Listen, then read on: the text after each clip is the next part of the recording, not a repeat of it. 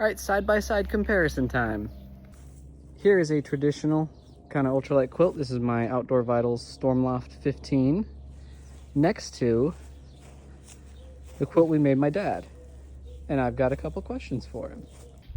So why did you want it to be rectangular? I like the rectangular shape because it gives me a lot more room with my feet and a lot more options. If I'm getting hot overnight, I can kick my feet out and around it, and then in a moment's notice I can slip them back underneath it, and I can kind of wiggle and get it underneath so it kind of tucks in around my feet without a lot of work, but it just gives me more options with my feet. Cool. There is a foot box right here. There is a foot box I can tuck my feet into as well.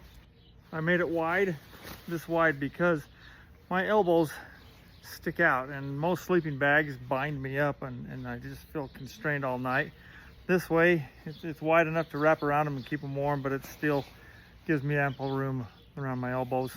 Yeah, if I got any of your jeans, I did not get your shoulders. I think you have like 30-inch wide shoulders. Okay.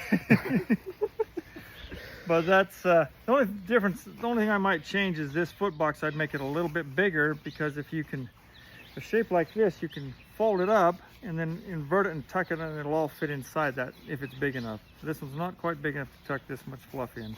So we made it out of 20 denier nylon and Apex. I think it was the 7-ounce insulation. Yes. Yeah, 7-ounce Apex. So it weighs in at about 34 ounces, and it's bulkier than a down sleeping bag, but you know, synthetic quilts do have their benefits.